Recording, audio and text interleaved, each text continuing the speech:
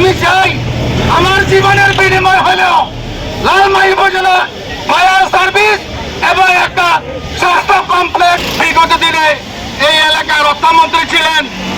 এই এলাকা উনি উপজেলা করেছেন, কিন্তু উপজেলার জন্য যা করণীয় তিনি তা করেন নাই। দুর্ভাগ্য, এরকম একজন মন্ত্রী আমরা পেয়েছি। কেন বিগত সরকার আমাদেরকে দিয়েছিলেন একটা স্বাস্থ্য কমপ্লেক্স, একটা ফায়ার সার্ভিস, এই উপজেলাতে নাই। বাগমারা উচ্চ বিদ্যালয়, বাগমারা উচ্চ বালিকা বিদ্যালয় সহ এখানে উপস্থিত নেতৃবৃন্দ সবাইকে জানাই সালাম, আসসালামু আলাইকুম। আমি এমন এক হতভাগা, এই হতভাগা যখন জন্মগ্রহণ করেছিলাম তখন পেয়েছি লাকসাম উপজেলা, তারপর পেয়েছি সদর দক্ষিণ উপজেলা। ভাগ্যক্রমে এরপরে আমরা লালমাই উপজেলা, যেটা আমাদের প্রাণের দাবি ছিল বাগমারা নাম হয়ে লালমাই উপজেলা, এই উপজেলা আমরা এখন বসবাস করি।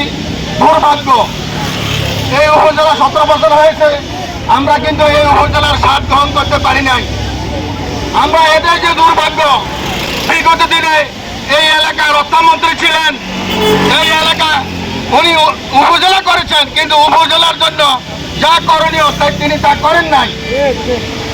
দুর্ভাগ্য, এরকম একজন মন্ত্রী আমরা পেয়েছি। কেন বিগত সরকার আমাদেরকে দিয়েছিলেন একটা স্বাস্থ্য কমপ্লেক্স, একটা ফায়ার সার্ভিস, এই উপজেলাতে নাই।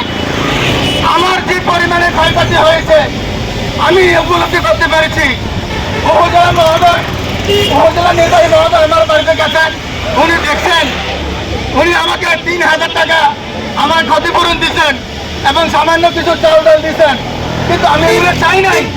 আমি চাই আমার জীবনের বিনিময় হলেও লালমাই উপজেলা ফায়ার সার্ভিস এবং একটা স্বাস্থ্য কমপ্লেক্স যে পর্যন্ত না হবে এ পর্যন্ত ঢাকা নোয়াখালী মহাসড়ক অবরোধ থাকবে ইনশাল্লাহ।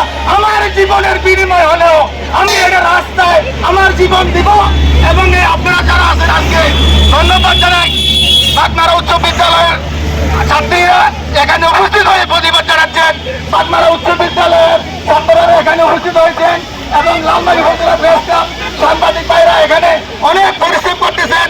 আমি আল্লাহর কাছে এই প্রার্থনাই করবো এই লালমাই উপজেলা বাস্তবায়ন হোক এবং যারা